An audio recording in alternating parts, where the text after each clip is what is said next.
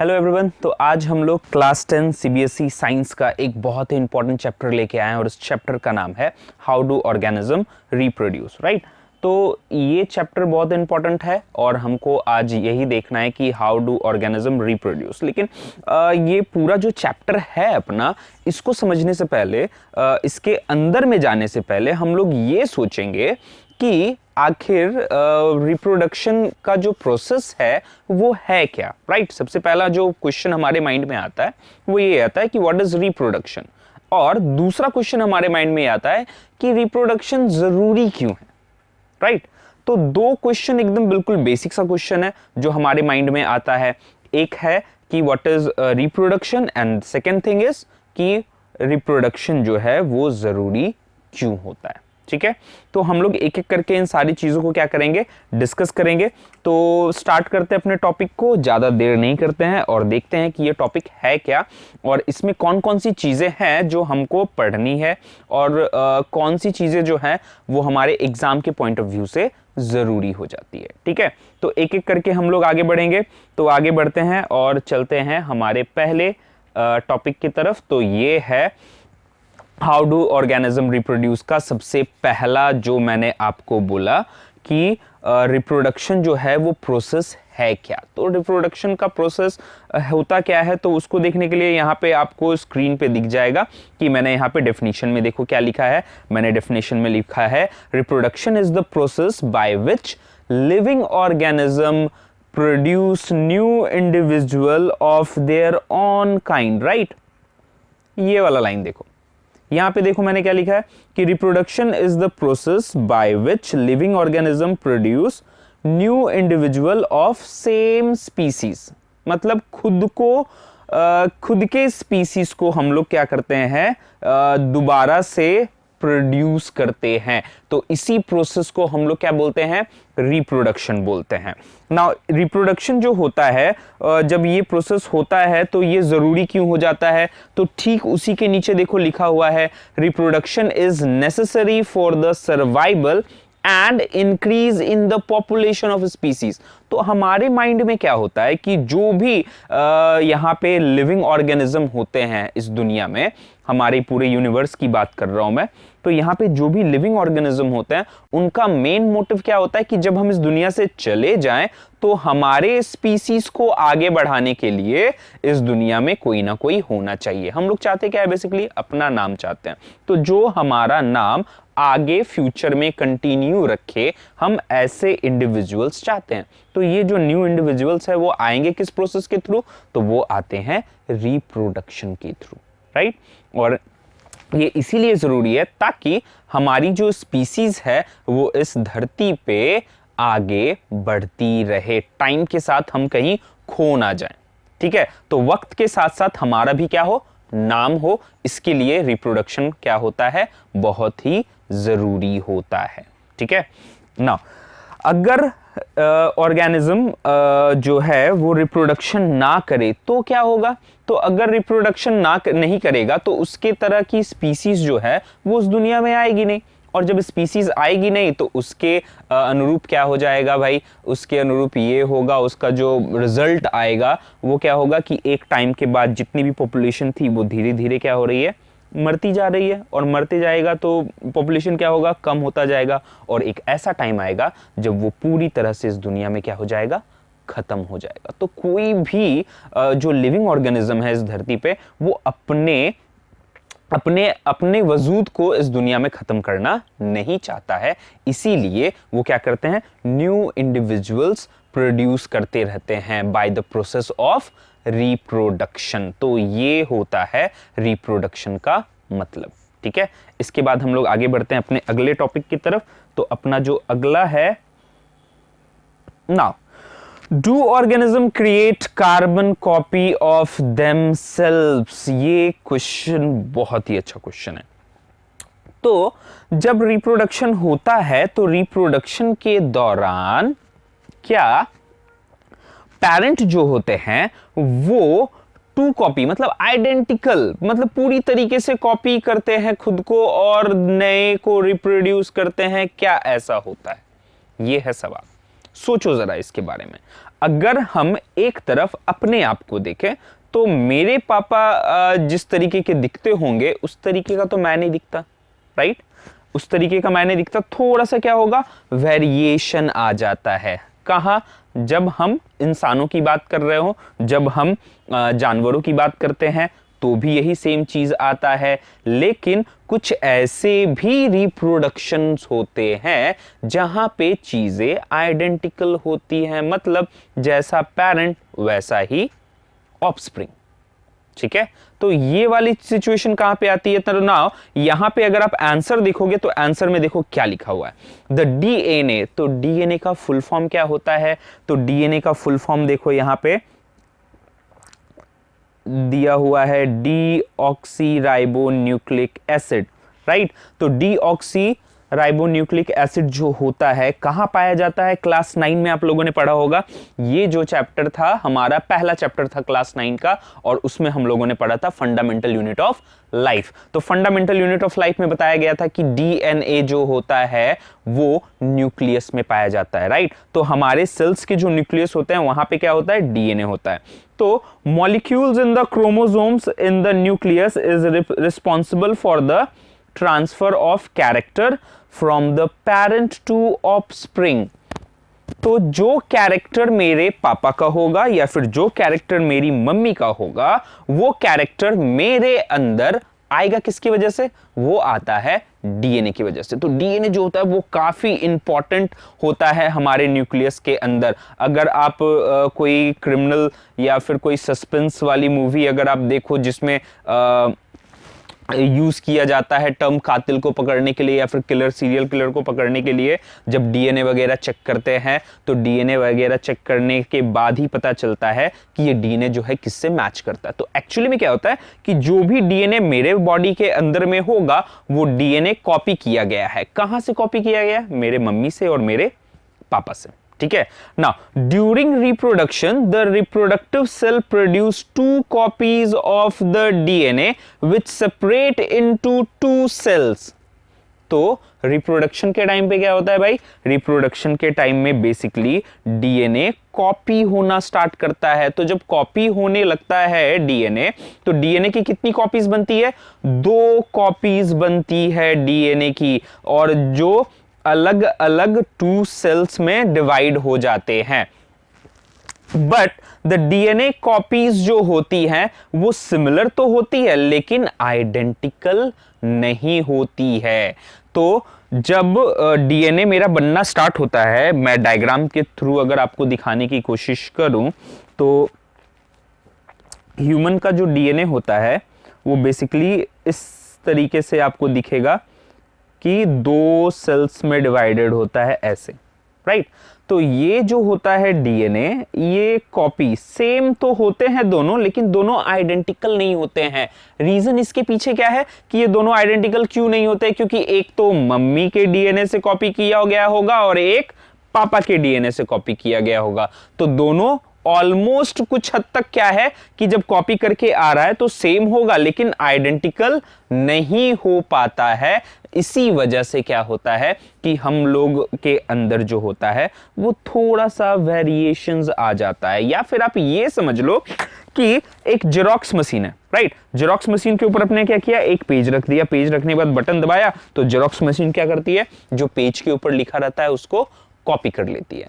तो DNA reproduction के time पे भी यही चीज होती है कि न्यूक्लियस जो होता है वो पेरेंट के डीएनए को क्या करने की कोशिश करता है? कॉपी करने की कोशिश करता है। लेकिन ये प्रोसेस इतना फास्ट होता है कि वो 100% एक्यूरेसी के साथ इसको कॉपी नहीं कर पाता है।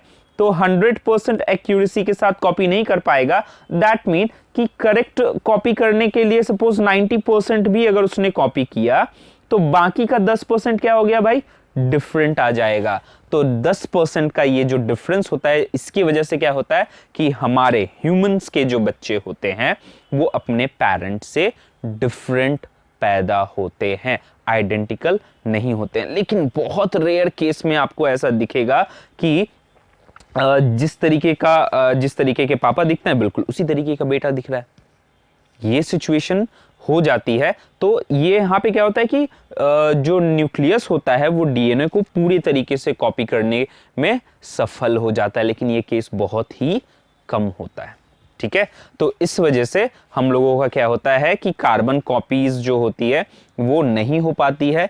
डीएनए जो होता है वो सिमिलर हो जाता है, लेकिन फिजिकल स्ट्रक्चर जो है अपना वो सेम नहीं हो पाता है। लेकिन अगर आप दूसरे की तरफ अगर ध्यान दो, अगर दूसरे रिप्रोडक्शन मेथड की तरफ अगर आप ध्यान दो, तो वहां पे आपको क्या दिखेगा, वहां पे आपको चीजें दिख जाएंगी कि हाँ यहां पे तो बिल्कुल आइडेंटिकल हो रहा है। और ये सिचुएशन कब होगा, जब दो पेरेंट इन्वॉल्व नहीं होंगे, एक पेरेंट इन्वॉल्व होगा। और ये चीज हम कहां देखेंगे, तो ये चीज अभी आगे हम लोगों को देखनी है, तो डोंट वरी अबाउट इट। ठीक है, आगे बढ़ते हैं जरा। तो नेक्स्ट देखते हैं। ओके तो अपना जो अगला है पॉइंट वो है इंपॉर्टेंस ऑफ वेरिएशन। तो इंपॉर्टेंस ऑफ वेरिएशन की अगर आप बात करो तो इंपॉर्टेंस ऑफ वेरिएशन का मतलब क्या है, तो मैंने क्या बोला कि 90% जो है वो ऑलमोस्ट हम लोग का कॉपी हो जाता है, और अगर 10% भी हम रह जाते हैं वेरिएशन में, तो 10% की वजह से क्या होता है कि हमारे अंदर कुछ डिफरेंट चेंजेस आ जाता है। किसके फलस्वरूप, कार्बन कॉपी मतलब डीएनए कॉपी जब हो रही है उसके थ्रू हो जाती है। ठीक है ना, अब इसकी वजह से क्या होता है कि जब हल्के हल्के चेंजेस आते हैं तो हमारी बॉडी जो है अपने पेरेंट के बॉडी से थोड़ी सी डिफरेंट हो जाएगी। हमारा डीएनए जो है वो हल्का सा ज्यादा अपग्रेड हो जाएगा। ठीक है, पिछले जनरेशन के हिसाब से, क्योंकि मेरे पापा जो थे तो उनके टाइम में टेक्नोलॉजीज वगैरह नहीं थी। अब मैं इस ज़माने में आया हूं तो यहाँ पे क्या है कि बहुत सारी टेक्नोलॉजीज हैं, तो मैं टेक्नोलॉजी के साथ बहुत ज़्यादा ही कंफर्टेबल फील करता हूँ rather than my father. Right, तो ये चीज़ कहाँ से आती है, तो पापा जब हुए थे तो उस टाइम तो कुछ था नहीं उनके आसपास सीखने के लिए, तो वो टेक्नोलॉजी के साथ उतना ज़्यादा मिक्स नहीं हो पाए। लेकिन जब मैं पैदा हुआ तो मेरे अंदर तो 10% का वेरिएशन आया, तो ये जो वेरिएशन मेरे अंदर आया तो इसकी वजह से क्या होगा, मेरे अंदर कुछ न्यू कैरेक्टर बिल्ड होंगे। ठीक है, मैं आसपास के एनवायरनमेंट को देख के चीजें अपने अंदर क्या कर पाऊंगा, ऑब्जर्व कर पाऊंगा। तो उसके हिसाब से क्या है कि टाइम के साथ मैं अपने आप को चेंज कर पाऊंगा, और जब मैं अपने आप को चेंज कर पाऊंगा तो मैं पिछले जनरेशन से थोड़ा सा क्या होऊंगा, अपग्रेड वर्जन होऊंगा।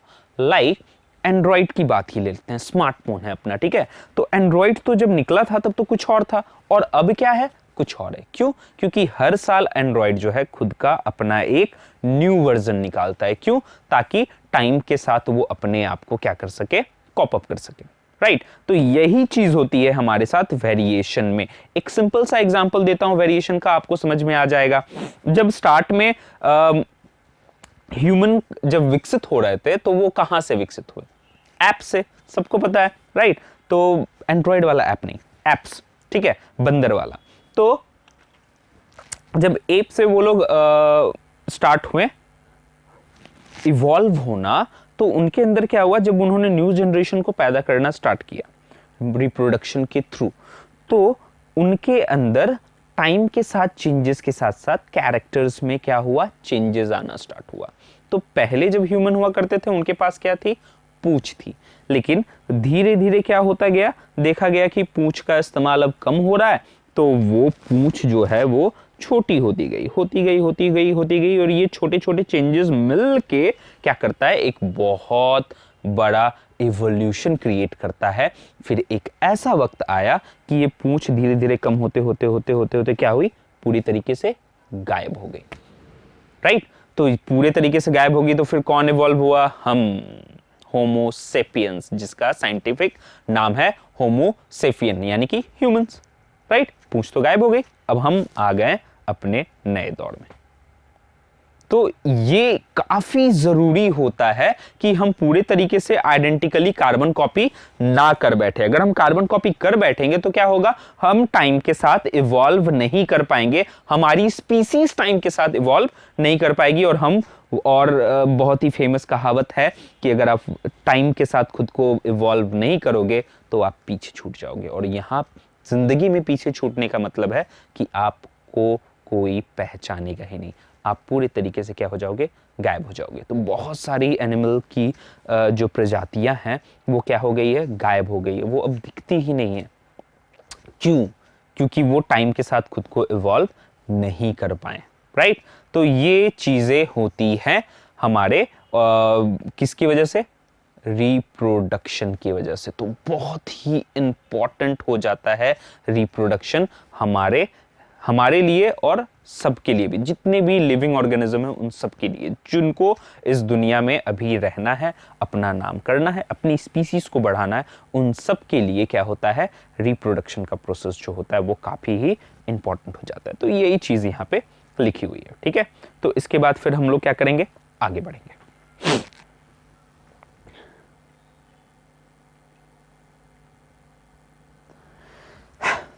ओके तो अगला है हम लोगों का टाइप्स ऑफ रिप्रोडक्शन। तो टाइप्स ऑफ रिप्रोडक्शन की अगर बात करूं तो कौन कौन से टाइप्स होंगे वो देख लेते हैं जरा। तो टाइप्स ऑफ रिप्रोडक्शन में यहां पे आपके पास देखो क्या क्या है। तो दो टाइप के रिप्रोडक्शन होते हैं, एक को हम लोग बोलते हैं असेक्सुअल रिप्रोडक्शन और दूसरे को हम लोग बोलेंगे sexual reproduction. Now asexual reproduction और सेक्सुअल रिप्रोडक्शन में डिफरेंस क्या होता है, टाइप के ऊपर तो हम जाएंगे, लेकिन सबसे पहले हम लोगों को यह देखना होगा कि इन दोनों के बीच में डिफरेंस क्या होता है। तो मैं सीधे आपको ले चलता हूं डिफरेंस की तरफ कि इन दोनों के बीच में डिफरेंस क्या होता है। तो हाउ डू ऑर्गेनिज्म रिप्रोड्यूस कर रहे हैं हम लोग, असेक्सुअल रिप्रोडक्शन और सेक्सुअल रिप्रोडक्शन के बीच का डिफरेंस देखेंगे। तो असेक्सुअल रिप्रोडक्शन क्या होता है, तो असेक्सुअल रिप्रोडक्शन में क्या होता है कि सिर्फ एक पैरेंट ही इन्वॉल्व होता है। तो असेक्सुअल रिप्रोडक्शन में सिर्फ एक पैरेंट इन्वॉल्व होगा। Let's change the pointer colour.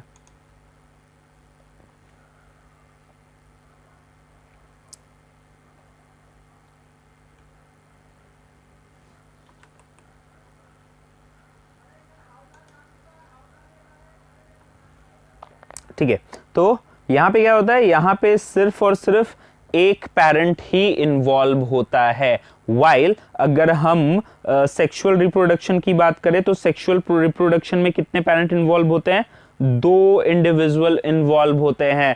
It's like कि सिंगल वाला जो होता है वो बेसिकली छोटे छोटे सेल्स में होता है या फिर डिफरेंट काइंड ऑफ चीजों पे होगा। मतलब नॉर्मली जो छोटे छोटे ऑर्गेनिज्म होते हैं वहां पे सिंगल पेरेंट रिक्वायर्ड होते हैं, उनको दूसरे पार्टनर की जरूरत नहीं पड़ती है। वाइल ह्यूमन में क्या होता है कि अकेले आप रिप्रोडक्शन नहीं कर सकते, आपको क्या चाहिए, एक पार्टनर की जरूरत पड़ेगी।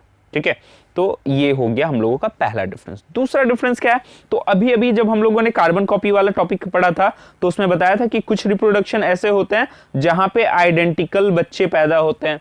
तो सेकेंड पॉइंट बिल्कुल वही है, असेक्सुअल रिप्रोडक्शन वो रिप्रोडक्शन है जहां पे ऑफस्प्रिंग जो होते हैं वो अपने पेरेंट के क्या होते हैं भाई, आइडेंटिकल होते हैं। वाइल सेक्सुअल रिप्रोडक्शन में क्या होगा, तो सेक्सुअल रिप्रोडक्शन में आते हैं हम लोग, तो अगर हम लोग यहां पे आ रहे हैं दैट मीन कि हमारे जो ऑफस्प्रिंग होंगे वो आइडेंटिकल टू पेरेंट नहीं होंगे, सीधी सी बात है। तो असेक्सुअल में क्या होता है, असेक्सुअल में होता है आइडेंटिकल, और सेक्सुअल में क्या होगा भाई, नॉट आइडेंटिकल। तीसरा प्रोसेस, तीसरा जो डिफरेंस है वो बहुत इंपॉर्टेंट डिफरेंस है, क्या कि असेक्सुअल रिप्रोडक्शन की अगर बात करें तो कितने पेरेंट की जरूरत है, एक। अगर एक पेरेंट की जरूरत है तो इसको तो दूसरे के ऊपर डिपेंड रहना है नहीं, ये जब चाहे तब रिप्रोडक्शन कर दे, राइट। तो ये जब चाहे तब रिप्रोडक्शन कर दे, दैट मीन कि इसका प्रोसेस क्या होगा भाई, तो इसका प्रोसेस जो होता है वो फास्ट होता है। तो यही चीज यहां पे मैंने लिखी हुई है कि फास्ट प्रोसेस होता है। असेक्सुअल रिप्रोडक्शन जो होता है वो फास्ट प्रोसेस होता है, और सेक्सुअल रिप्रोडक्शन जो होता है वो काफी स्लो प्रोसेस होता है। ह्यूमन के बच्चे को इस दुनिया में आने के लिए कितना वक्त लगता है, 9 महीने लगते हैं, ये आपको भी पता है, राइट। तो ये हो गया हम लोगों का difference between sexual and asexual reproduction. अब आते हैं टाइप की तरफ कि कौन कौन से टाइप्स हैं। हाँ जी, तो टाइप्स ऑफ रिप्रोडक्शन में मैंने बताया था कि दो टाइप के रिप्रोडक्शन है, एक है असेक्सुअल रिप्रोडक्शन और दूसरा है सेक्सुअल रिप्रोडक्शन। अब देखते हैं कि इन दोनों में कौन कौन से जो है वो डिफरेंट टाइप्स होते हैं। तो असेक्सुअल रिप्रोडक्शन की अगर मैं बात करूं तो असेक्सुअल रिप्रोडक्शन में जो है यहां पे सबसे पहला आता है हमारा फिजन। ठीक है, अब ये फिजन क्या होता है? तो फिजन क्या होता है? तो फिजन में क्या होता है कि जो एक पेरेंट है वो दो अलग अलग या फिर एक ही सेल से अपने आप को डिवाइड करके अलग अलग ऑफस्प्रिंग पैदा करेंगे। तो फिजन का मतलब होता है टूट के बिखर जाना। तो यहां पे एक सेल होगा और ये बिखर जाएगा डिफरेंट डिफरेंट पार्ट्स में, तो वहां पे आएगा। इस तरीके के रिप्रोडक्शन को हम लोग क्या बोलते हैं? इस तरीके के रिप्रोडक्शन को हम लोग बोलेंगे फिजन। दूसरा क्या है? तो दूसरा है बडिंग। तो एक स्पेशल फॉर्मेशन टाइप का होता है। अगर किसी प्लांट में देखोगे तो ज्वाइनिंग पॉइंट्स होते हैं। तो ज्वाइनिंग पॉइंट्स जो होता है, तो जब वहां से रिप्रोडक्शन स्टार्ट होता है तो उस वाले प्रोसेस को हम लोग क्या बोलते हैं? बडिंग बोलते हैं। मैं बताऊंगा, अभी सबको एक्सप्लेन करूंगा एक एक करके। देन क्या है? रीजनरेशन। तो रीजनरेशन का एग्जांपल अगर देना हो तो रीजनरेशन में क्या होता है कि कुछ सेल्स ऐसे होते हैं जो खुद को रीजनरेट कर देते हैं। मतलब वो डेड हो गए, मर गए, लेकिन फिर क्या होता है कि उसको अगर छोड़ दिया जाए, अगर प्रॉपर कंडीशन दी जाए, तो वो क्या होता है? खुद को रीजनरेट कर देते हैं। तो जब रीजनरेशन का प्रोसेस होता है तो उससे रिप्रोडक्शन जब होता है तो उसको हम लोग बोलते हैं रीजनरेशन। ठीक है। फ्रेगमेंटेशन। तो फ्रेगमेंटेशन भी हम लोग देखेंगे, जो चौथा टाइप है। फ्रेगमेंटेशन भी कुछ हद तक रीजनरेशन के जैसा ही है, लेकिन इन दोनों में हल्का सा डिफरेंस है। वो डिफरेंस जानना हम लोगों के लिए बहुत जरूरी है। इसके अलावा स्पोर फॉर्मेशन। तो कभी ब्रेड को खराब होते हुए देखा होगा। तो ब्रेड जब खराब होता है तो उसके ऊपर देखना एक हल्की कलर की ग्रीन कलर की कुछ जम जाती है, राइट? तो वो जो होता है वो स्पोर फॉर्मेशन के कारण होता है। वो भी बताऊंगा, अभी डिस्कस करेंगे हम लोग। और सबसे लास्ट में आता है वेजिटेटिव प्रोपगेशन। तो सबसे लास्ट में आता है वेजिटेटिव प्रोपगेशन। तो ये हो गया हम लोगों का असेक्सुअल रिप्रोडक्शन। ठीक है, तो ये सारा जो है हमारे सिलेबस में है और इन सब के बारे में हम लोग को क्या करना है? डिस्कस करना है। और हमारा आज का जो सेशन है वो हम पूरा जो है वो असेक्सुअल रिप्रोडक्शन के ऊपर ही मेरा आधारित होगा। सेक्सुअल रिप्रोडक्शन हम लोग दूसरे वाले सेशन में समझेंगे। ठीक है, तो सेक्सुअल रिप्रोडक्शन में हमको क्या पढ़ना है? तो सेक्सुअल रिप्रोडक्शन में हम लोगों को ज्यादा चीजें नहीं पढ़नी है, सिर्फ दो चीजें पढ़नी है। क्लास 10 का जो बायोलॉजी होता है वो क्लास 9 के बायोलॉजी से काफी आसान होता है। क्यों? क्योंकि यहाँ पे आपको सिर्फ ह्यूमन के बारे में पढ़ना है और प्लांट के बारे में पढ़ना है। इसके अलावा किसी और चीज के बारे में नहीं पढ़ना है। तो हम लोग सेक्सुअल रिप्रोडक्शन देखेंगे दो में। तो एक होगा अपना प्लांट और एक होगा हम खुद ह्यूमन। तो ये दो चीजें जो हैं वो हम लोगों को क्या करनी है? अभी देखनी है। तो एक एक करके हम लोग असेक्सुअल रिप्रोडक्शन के टाइप्स की तरफ बढ़ेंगे और एक एक करके सबको डिस्कस करते हैं और सबके बारे में जानते हैं कि होता क्या है और कैसे काम करेगा। क्लियर है? ठीक।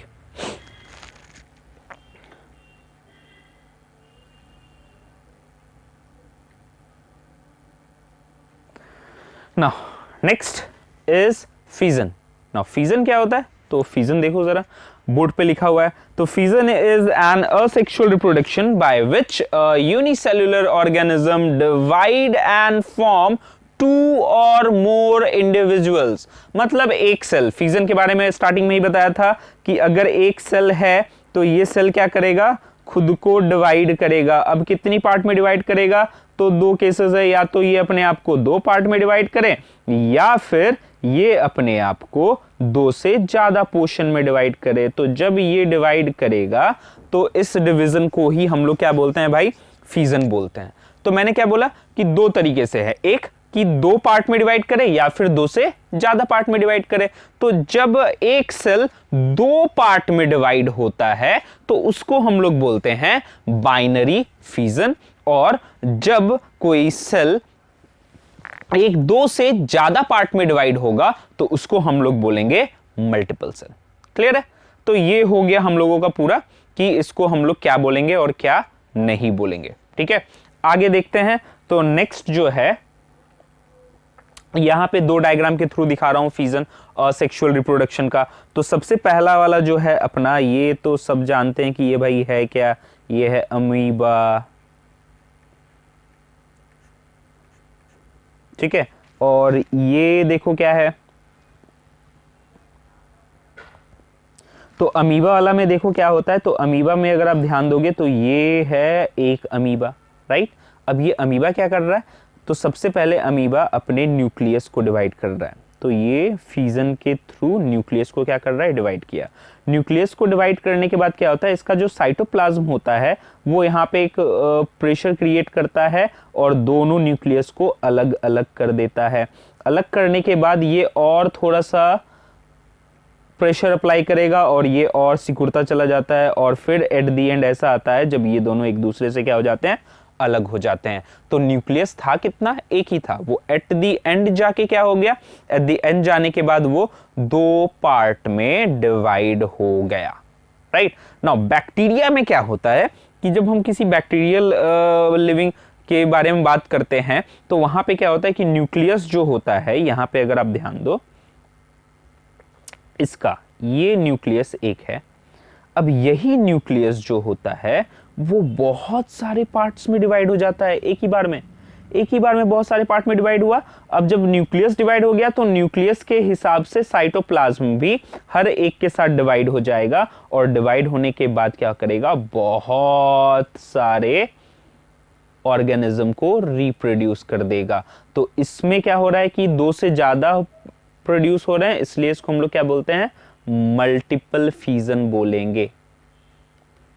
और यहां पे क्या हो रहा है, तो यहां पे एक से सिर्फ दो ही निकल रहे हैं, तो इसको हम लोग क्या बोलते हैं भाई, ये अपना हो गया बाइनरी फिजन। तो एक हो गया बाइनरी फिजन और एक हो गया मल्टीपल फिजन। आगे बढ़ते हैं जरा।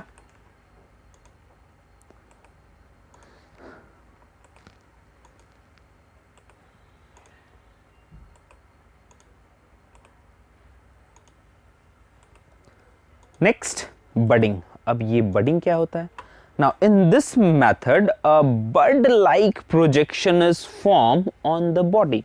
यहाँ पे क्या होता है कि जो भी ऑर्गेनिज्म होता है कि उसके बॉडी पे एक बर्ड लाइक जो है बडिंग, देखा होगा कि कैसा होता है, तो उसके तरीके का क्या होता है, एक फॉर्मेशन डेवलप्ड होता है, और फिर ये बर्ड जो है वो एक new organism, similar kind of organism में क्या हो जाता है, कन्वर्ट हो जाता है। तो और फिर जब ये पूरे तरीके से विकसित हो जाता है तो वो क्या होता है, पेरेंट बॉडी को छोड़ के अलग हो जाता है। तो जब ये सिचुएशन अलग हो गया तो ये एक इंडिविजुअल था, यहां से क्या हुआ, बर्ड क्रिएट हुआ। बर्ड क्रिएट करने के बाद ये बर्ड क्या हुआ, ये बर्ड डेवलप हुआ, और डेवलप होने के बाद पेरेंट से क्या हो गया, अलग हो गया। अलग होने के बाद इसने क्या किया, अपना एक न्यू इंडिविजुअल बनाया।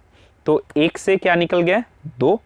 तो इस तरीके के रिप्रोडक्शन को हम लोग क्या बोलते हैं, बडिंग बोलते हैं। एग्जाम्पल में क्या है, एग्जाम्पल में है हाइड्रा एंड ईस्ट, ठीक है। तो इसका एग्जाम्पल देखते हैं कि कैसे होता है ये। नाउ यहाँ पे अगर आप देख रहे हो डायग्राम, तो अगर आप डायग्राम देख रहे हो तो डायग्राम में देखो कि यहाँ पे है क्या। तो यहाँ पे अगर आप ध्यान दोगे तो ये रहा मेरा बर्ड, ठीक है, ये बर्ड।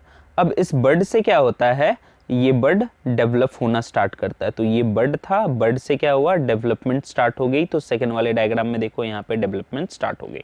अब डेवलपमेंट स्टार्ट होने के बाद ये क्या होता है, ये हो जाता है विकसित, और विकसित होने के बाद क्या होगा कि ये बर्ड जो है वहां से टूट के अलग हो जाता है, और ये बनता है अपना एक न्यू इंडिविजुअल।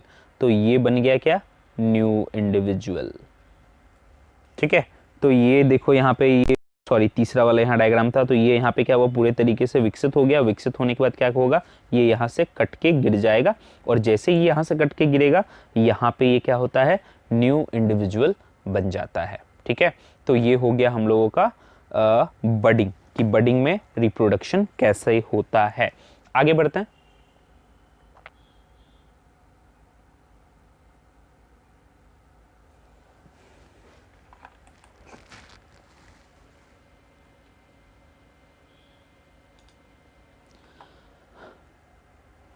ओके, ये एक और एग्जांपल है। बडिंग का। तो इसमें भी देखो क्या हो रहा है, तो यहाँ पे अगर आप गौर से देखो तो ये हो गया मेरा सेल, राइट, और ये हो गया न्यूक्लियस, और यहाँ पे है साइटोप्लाज्म, छोटे छोटे देखो यहाँ पे साइटोप्लाज्म है, दिख रहा है यहाँ पे, राइट। तो ये जो साइटोप्लाज्म होता है वो क्या करता है, न्यूक्लियस जो है उसका थोड़ा सा पोर्शन, मतलब प्रेशर बना के न्यूक्लियस को क्या करता है, ये यहाँ से डिवाइड करता है, और डिवाइड करने के बाद क्या करता है, यहाँ पे बड बनाता है। ये जैसे ही बड बनता है, अब ये प्रेशर थोड़ा सा और डेवलप्ड होगा यहाँ पे, और डेवलप्ड होने के बाद क्या करेगा, इसको भी न्यूट्रिशन मिलेगा, इसको भी न्यूट्रिशन मिलेगा, और जब न्यूट्रिशन मिलेगा तो ये पोर्शन जो है वो विकसित हो जाएगा, और जब ये पूरी तरीके से डेवलप्ड हो जाएगा तो ये पैरेंट बॉडी का साथ छोड़ देगा, और छोड़ने के बाद छोटे छोटे पोर्शन में डिवाइड होके खुद का ही न्यू इंडिविजुअल तैयार करता है, और इस प्रोसेस को ही हम लोग क्या बोलते हैं, बडिंग बोलते हैं। तो एक हाइड्रा का दिखा दिया और ये ईस्ट का हो गया, ठीक है। आगे बढ़ते हैं जरा नेक्स्ट। तो नेक्स्ट है रीजनरेशन। तो in this method a part of the body if the organism if cut or broken can develop into new individual. अगर ऐसे रीजनरेशन, कुछ ऐसे ऑर्गेनिज्म होते हैं, और एग्जांपल दूंगा, हाइड्रा है, प्लानेरिया है, स्टारफिश है, एक्सेट्रा। इन सबके बॉडी पार्ट्स को अगर आप कट करो तो जहां से कट करोगे ये वहीं से खुद को क्या करते हैं, डेवलप कर लेंगे और एक न्यू इंडिविजुअल बना लेते हैं। ये खासियत है इसकी, ठीक है। तो इस प्रोसेस को हम लोग क्या बोलते हैं, रीजनरेशन। मतलब आप जितना उसको काटो वो उतना ही क्या होता है, डेवलप्ड हो जाता है। So this is called regeneration.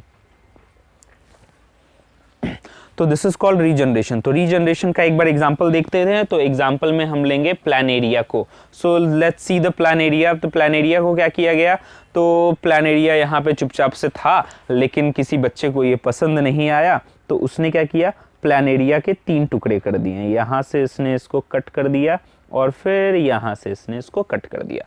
तो कट करने के बाद अगर आप देखोगे तो प्लानेरिया के भाई 3 हिस्से हो गए। एक ये वाला हिस्सा हो गया, एक ये वाला हिस्सा हो गया, और एक नीचे तीसरा पोर्शन। इसने 3 टुकड़े कर दिए और बच्चा खुश हो गया, बोला अरे वाह मैंने तो इसको मार दिया।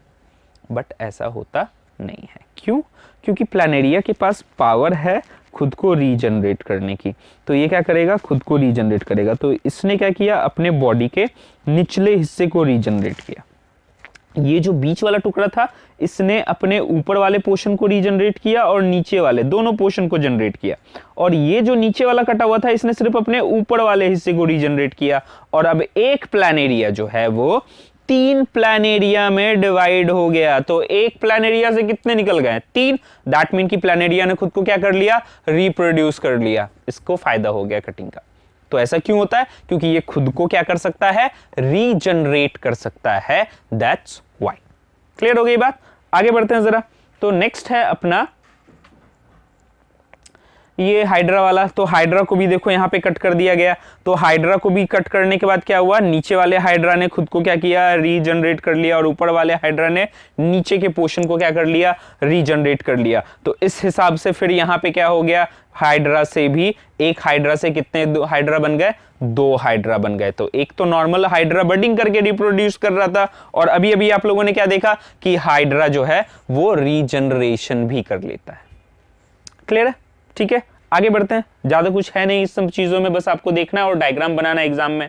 तो अगला जो है हम लोगों का, that is fragmentation. Now fragmentation क्या होता है, now in this method the body of simple multicellular organism breaks up into smaller pieces on maturation and each fragment developed into new individual। और एग्जाम्पल इसका हमेशा याद रखना क्या है, स्पाइरोगायरा।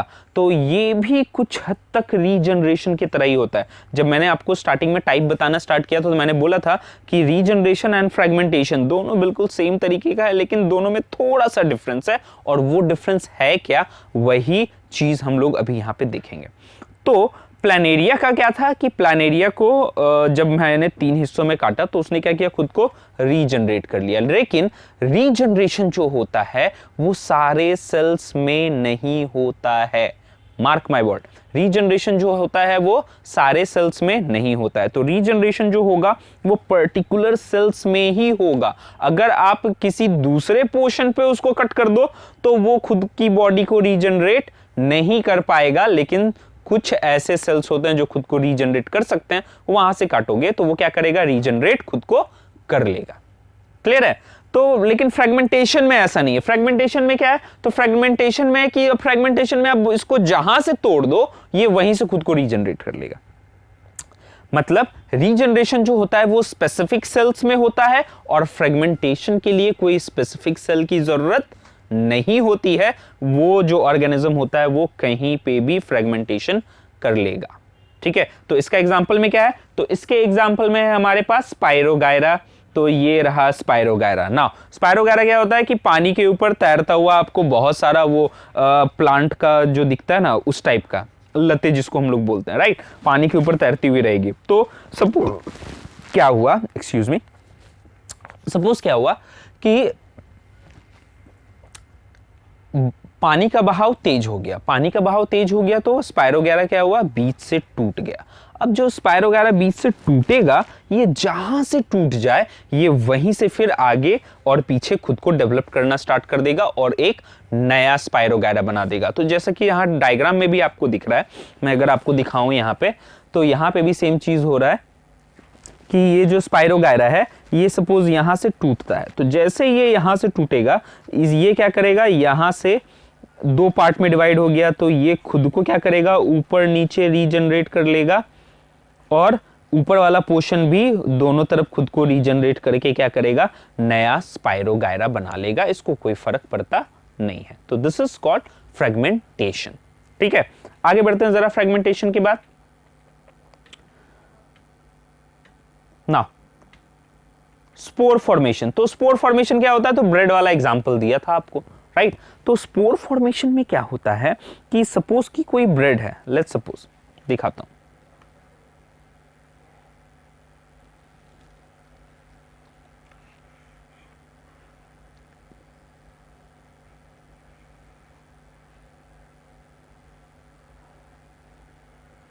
ठीक है, और यहां पे एक स्पोर है। ठीक है, अब क्या होता है कि सपोज हवा चली और ये जो ऊपर में इसका जो स्पोर होता है ये टूट के गिर जाता है इधर। और इस स्पोर में क्या होता है कि अगर आप इसको थोड़ा सा जूम करोगे तो इट्स लाइक कि यहाँ पे ऐसे ऐसे बहुत इंडिविजुअल्स इंडिविजुअल्स होते हैं और इसके ऊपर छोटे छोटे क्या होते हैं भाई, स्पोर्स होते हैं। तो सपोज कि थोड़ी सी हवा चली और ये जो इसके ऊपर में बहुत सारे स्पोर्स हैं वो टूट के बिखर गया ब्रेड पे। अब ये जैसे ही बिखरेगा ये यहां से अपने आप को रीजनरेट कर लेगा। ब्रेड पे जहां जहां ये गिरेगा ये खुद को वहां पे क्या करेगा, रीजनरेट कर लेता है। तो इस हिसाब से एक ही ऑर्गेनिज्म से क्या हुआ, बहुत सारे जो हैं वो प्रोड्यूस हो जाते हैं। तो इसका एग्जाम्पल के तौर पे डायग्राम देखेंगे हम।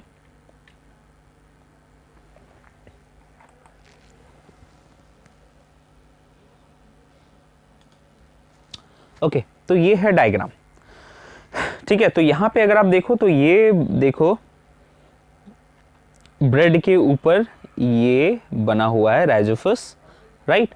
अब इसके ऊपर में बहुत सारे स्पोर्स हैं, यहाँ पे बहुत सारे स्पोर्स हैं। ठीक है, तो सपोज हवा चली और इससे जो है सारे स्पोर्स टूट के नीचे गिरे। अब ये जैसे ही नीचे गिरेगा ये क्या करेगा, खुद को नए राइजोफस में डेवलप कर लेगा और हमारे ब्रेड के चारों तरफ आपको इसकी एक लेयर दिख जाएगी। यही सिचुएशन होता है, राइट। हमारे साथ ब्रेड के ऊपर ये अगर खराब होना स्टार्ट होता है तो यही सारी चीज़ें होने लग जाती हैं। तो ये जो है वही स्पोर फॉर्मेशन है जिसके थ्रू राइजोफस क्या करता है, खुद को रीप्रोड्यूस करता है। क्लियर है, आगे बढ़ते हैं। नाउ नेक्स्ट है vegetative propagation. Now in this method new plant are produced from the vegetative part of the plant. Now the question is कि what is vegetative part? Right. अब जो है वो क्वेश्चन हमारे माइंड में आता है कि वेजिटेटिव पार्ट है क्या। तो प्लांट में दो तरीके का पार्ट होता है, एक होता है वेजिटेटिव पार्ट और दूसरा होता है रिप्रोडक्टिव पार्ट। ठीक है ना। वेजिटेटिव प्रोपागेशन तो बता रहे थे क्या कि इन दिस मेथड, तो प्लांट में जो होता है, यहां से स्टार्ट करना है। ठीक है, तो प्लांट में जो होता है वो दो तरीके का पार्ट होता है, एक होता है वेजिटेटिव पार्ट और दूसरा क्या होता है भाई, दूसरा होता है रिप्रोडक्टिव पार्ट। ठीक है, तो रिप्रोडक्टिव पार्ट में क्या आएगा और वेजिटेटिव पार्ट में क्या आता है वो देखते हैं।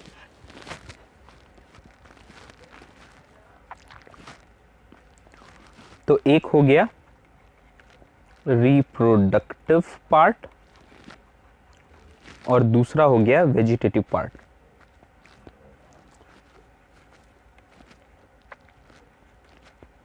तो वेजिटेटिव पार्ट में आता है रूट,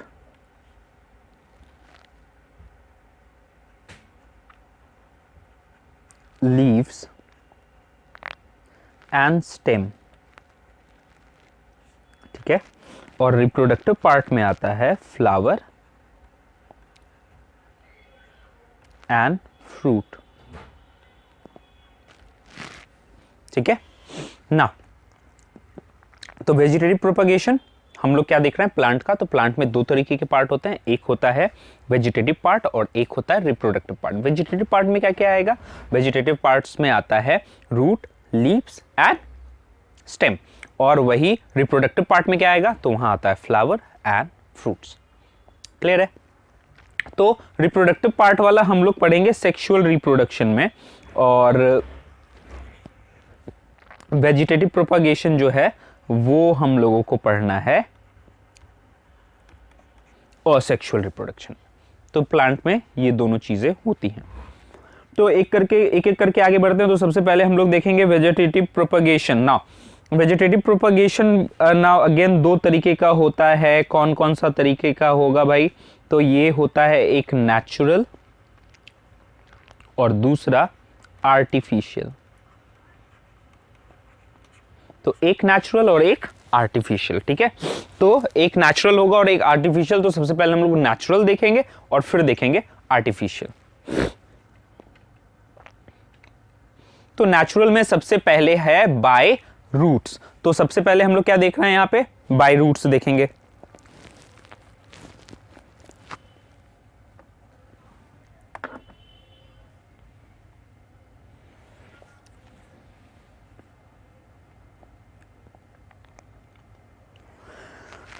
ओके, तो सबसे पहले हम लोग देख रहे हैं बाय रूट। तो बाय रूट में क्या है एग्जाम्पल, तो बाय रूट का एग्जाम्पल है स्वीट पोटैटो। याद रहे एग्जाम्पल्स जो हैं वो आपको याद रखने हैं, क्योंकि वेजिटेटिव प्रोपगेशन में एमसीक्यूज में आपसे पूछ देगा। तो अगर बाय रूट्स अगर आपसे पूछ रहा है तो आपका एग्जाम्पल क्या होगा, स्वीट पोटैटो। अच्छा, स्वीट पोटैटो के अलावा अगर और कुछ लिखना हुआ तो आप दलिया भी लिख सकते हैं।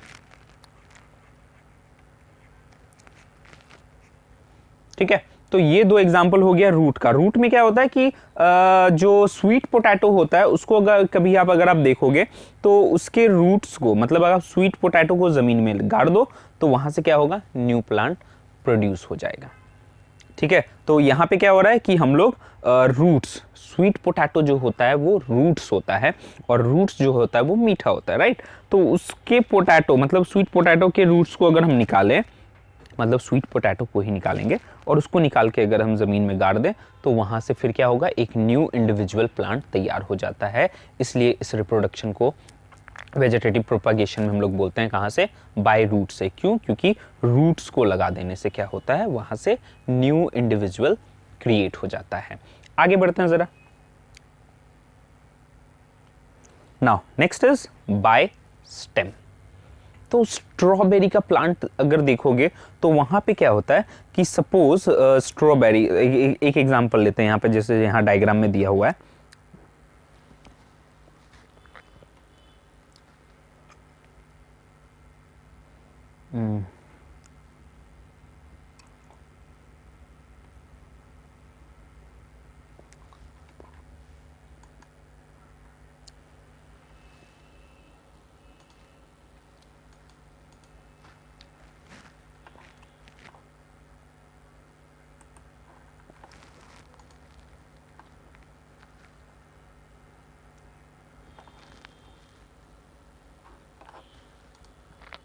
फिर से लेते हैं इसको।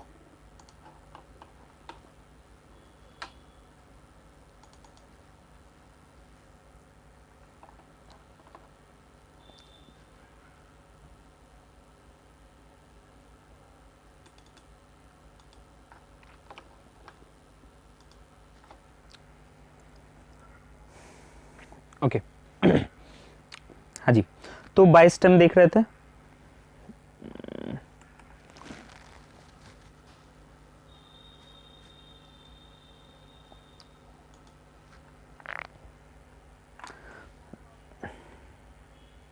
तो यहाँ पे जो स्ट्रॉबेरी का प्लांट है अपना, अगर आप देखो तो इसका जो स्टेम है, सपोज तेज हवा चली और ये स्टेम जो है वो यहाँ से कट के नीचे जमीन पे गिर गया। अब जैसे ये नीचे जमीन पे गिरेगा, यहाँ पे क्या होगा, यहाँ पे इसके स्टेम से ही रूट्स निकलना स्टार्ट हो जाएंगे और ये वाला पोर्शन जो है वो आगे बढ़ने लगेगा और यहाँ से एक न्यू स्ट्रॉबेरी का प्लांट प्रोड्यूस हो जाएगा। तो यहाँ पे क्या हुआ, हवा चलने से स्टेम टूट के गिरा, स्टेम जमीन पे गिरा और जैसे ये जमीन के कांटेक्ट में आया, इसको मॉइस्चर मिलेगा, सनलाइट मिलेगी और इसकी वजह से क्या होगा, इसके रूट्स जो हैं वो ग्राउंड में चले जाएंगे और जो स्टेम का जो ऊपर वाला हिस्सा था वहां से एक न्यू स्टेम निकलेगा और ये खुद को क्या करेगा, इंडिविजुअल ट्री में कन्वर्ट कर देगा। किस में, स्ट्रॉबेरी के ट्री में। ठीक है, आगे चलते हैं, अगला वाला देखते हैं जरा।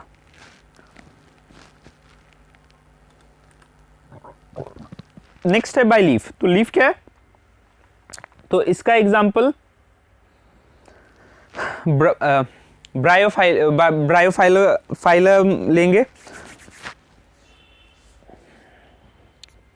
कट कर देना उसको। ठीक है, तो इसका एग्जांपल हम लोग क्या लेंगे, बायलीव्स का। तो बायलीव्स का एग्जांपल है अपना ब्रायोफाइलम। तो ब्रायोफाइलम में क्या होता है कि पत्ते जो है ब्रायोफाइलम के टूट के गिरते हैं जमीन पे और जैसे ही जमीन पे गिरते हैं तो लीफ से ही, पत्तों से ही क्या होता है, जड़ें निकलनी स्टार्ट हो जाती है और उसके ऊपर से प्लांट भी निकलने लगता है। तो यहाँ पे अगर आप देख रहे हो तो यहाँ पे क्या हो रहा है भाई, लीफ से ही प्लांट जनरेट हो रहा है। तो जब ऐसा सिचुएशन होता है तो इसको हम लोग बोलते हैं क्या, वेजिटेटिव प्रोपगेशन बाय लीव्स। क्यों, क्योंकि पत्तों से न्यू इंडिविजुअल क्रिएट हो रहे हैं, इस वजह से इसको हम लोग बोलते हैं बाय लीफ। अब आता है आर्टिफिशियल। ये सारे तो हो गए नेचुरल। आर्टिफिशियल में क्या आएगा, तो आर्टिफिशियल में आता है पहला मेथड कटिंग। तो ये कटिंग क्या है, एकदम सिंपल सा मेथड है जो हम लोग अपने घरों में करते हैं। आप अपने दोस्त के घर पे गए, वहां पे आपको रोज का प्लांट दिखा, आपने क्या किया, उसका एक स्टेम तोड़ा, मैच्योर प्लांट था रोज का, आपने उसका एक स्टेम तोड़ा और तोड़ के लाके उसको अपने घर के गमले में लगा लिया। अब उससे क्या होगा, उससे होगा ये कि आपने जो स्टेम लगाया है गमले में, वहां से एक न्यू रोज का प्लांट पैदा हो जाएगा और आपके घर में भी रोज का प्लांट हो जाएगा। तो यहां पे आपने क्या किया, आपने कट किया, क्या, स्टेम को, रोज के स्टेम को आपने कट किया और अपने गमले में लाके उसको फिट कर दिया और वहां से क्या हुआ, न्यू इंडिविजुअल। तो इस प्रोसेस को हम लोग क्या बोलते हैं भाई, कटिंग बोलते हैं। क्लियर है, तो ये प्रोसेस हो गया हम लोगों का कटिंग। कटिंग के बाद क्या आएगा, तो कटिंग के बाद आता है लेयरिंग। अब ये लेयरिंग क्या है, तो वहां पे स्टेम वाला हम लोगों ने देखा था कि वहां पे क्या होता है, हवा की वजह से स्टेम टूट के जमीन पे गिरती है और वहां से फिर क्या होता है, न्यू इंडिविजुअल क्रिएट होता है। तो जैस्मिन के प्लांट में हम लोग क्या करते हैं कि जैस्मिन का एक स्टेम उठाते हैं और उठाने के बाद, जैसे ये डायग्राम में आपको दिख रहा है, इसको क्या करते हैं, किसी सपोर्ट के सहारे खड़ा कर दिया और एक हिस्से को, कौन से हिस्से को, तो यहां पे अगर आप देखो तो इस हिस्से को,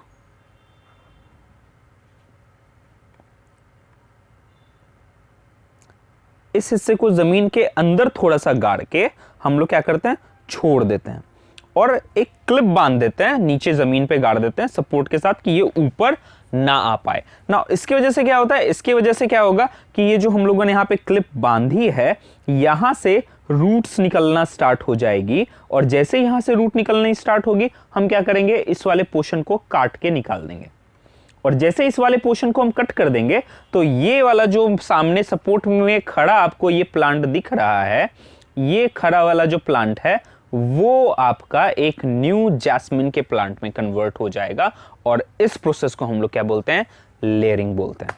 क्लियर है, अब लेयरिंग के बाद आता है क्या, तो लेयरिंग के बाद हमारा आज का आखिरी टॉपिक है, दैट इज ग्राफ्टिंग।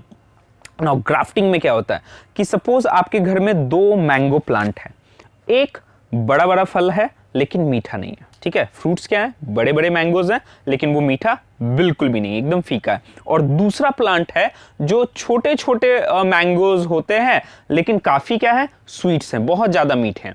तो दोनों प्लांट में थोड़ा सा, एक में स्वीट है तो बड़ा नहीं है, और एक बड़ा है तो वो स्वीट नहीं है। तो हमारे लिए क्या होता है, थोड़ा सा प्रॉब्लम है।